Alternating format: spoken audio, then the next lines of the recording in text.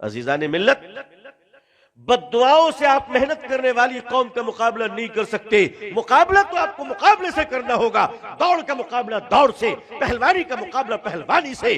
और अजीजान मिल्लत, दुनिया में हर चीज का मुकाबला उसके मद्दे मुकाबिल के फनकार से होता है। लिहाजा अगर आपको इस दुनिया में इज्जत व आबरू के साथ जीना है तो आपको इस दुनिया में अल्लाह की रजा के साथ साथ दुनिया के असबाब में बेहतरीन सलाहियतें पैदा करनी पड़ेंगी। कहां से पैदा करें वो सलाहियतें? सलाहियतें इदारों से पैदा होती हैं। चीन की एक कहावत है, चाइनीज कहते हैं कि अगर आपको 1 साल में प्रॉफिट चाहिए तो आप खेती करो। आज खेती करो, 6 महीने के बाद आपको रिटर्न मिल जाएगा। अगर 10 साल के बाद आपको प्रॉफिट चाहिए, रिजल्ट, तो आप पेड़ लगाओ। आज लगाओ, 10 साल के बाद फल आएंगे, आप नहीं तो आपकी नस्लें लेंगी।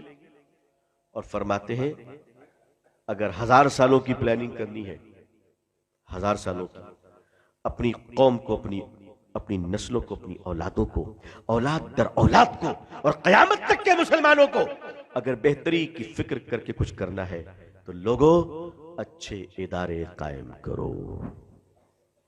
अच्छे इदारे। अब अच्छे इदारों में क्या हो रहा है?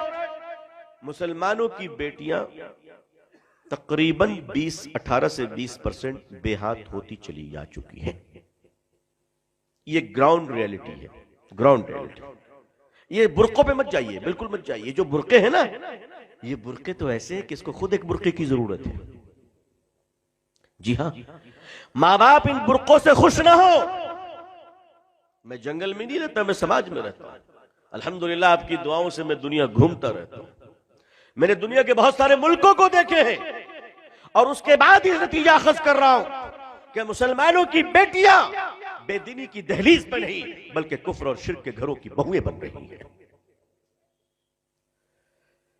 इसी लखनऊ में आपका मरकज, वहां एक बड़े आलिम दीन है, हमारे दोस्त हैं, ऑल इंडिया मुस्लिम फजल बोर्ड के रुकन हैं। उन्होंने बताया कि रमजान के महीने में तरावी के बाद मैं सोने जा रहा था, अचानक एक साहब आए, दस्तक दी और उनके साथ एक बूढ़ा शख्स, लंबी दाढ़ी, मुतशर्रे आदमी, दीनदार, जिनको मैं जानता भी हूं, वो पीछे रो रहे हैं। आकर बैठे, मैंने पूछा क्या बात है, बताइए, कोई तकलीफ है तो उसको हल किया जाएगा। वो ज़ारो क़ितार रोने लगे, ज़ारो क़ितार रोने लगे और रोते रोते उन्होंने फरमाया मैं क्या बताऊं, रमजान का महीना, मेरी बेटी दीनदार, तहज्जुद गुजार, रोजेदार है और वो इस रमजान के मुकद्दस महीने में रात में एक ऐसे गिरे पड़े के साथ भाग गई है कि मैं मुंह दिखाने के काबिल नहीं।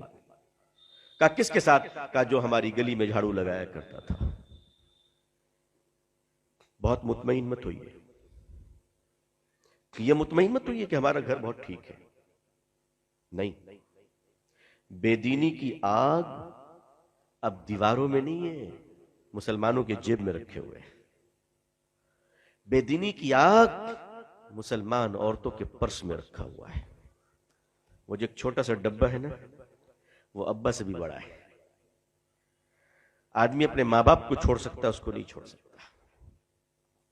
और ये बेदीनी की आग आज क्यों जली?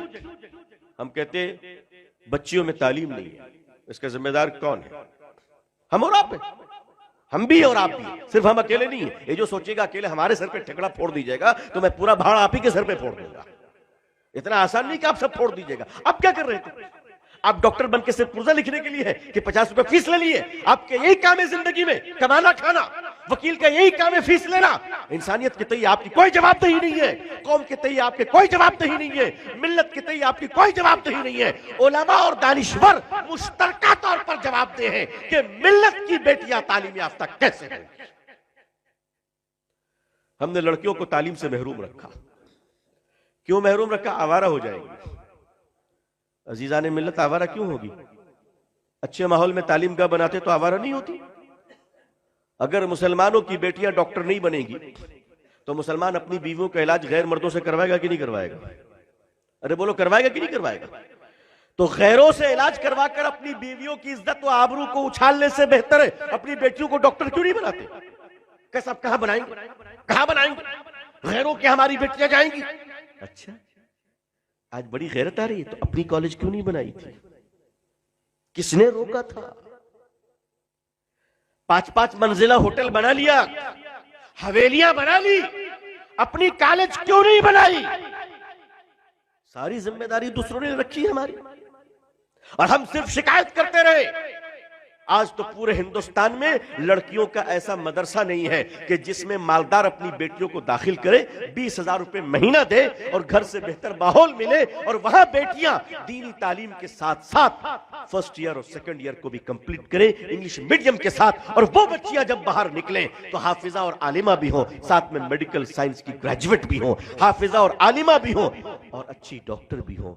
क्या ऐसी कौम में बेटियां नहीं होनी चाहिए हमारी? क्यों नहीं किया हमने? कि बेदीन हो जाएंगी। इस्लाम में औरतों ने काम नहीं किया। आपके पास अपने इदारे नहीं है, और याद रखिएगा रोक कोई नहीं पा रहा है, ये सिर्फ चोचले और ढकोसले की बातें। लोग आज अपनी बेटियों को और बेटों को बाइक पर बिठाकर गैरों के स्कूल पर डाल रहे हैं। कितनों को रोक लिया आपने? और नहीं रोक पाइएगा। याद रखिएगा, प्यास हर हाल में पानी ढूंढता है। तवज्जो फरमाइएगा, प्यास हर हाल में पानी ढूंढता है। साफ पानी नहीं मिलेगा तो गंदे पानी से प्यास बुझाई जाएगी, मगर प्यास को रोका नहीं जा सकता। प्यास को रोकना मुमकिन नहीं है। तालीम, तरक्की, खुशहाली, मालदारी, विकास, विशाल, उरूज इंसान की प्यास है, इंसान की जरूरत है। अगर दीनी रास्ते से ये पूरे नहीं किए गए तो दुनियावी और जिल्लत के रास्तों से पूरे किए जाएंगे।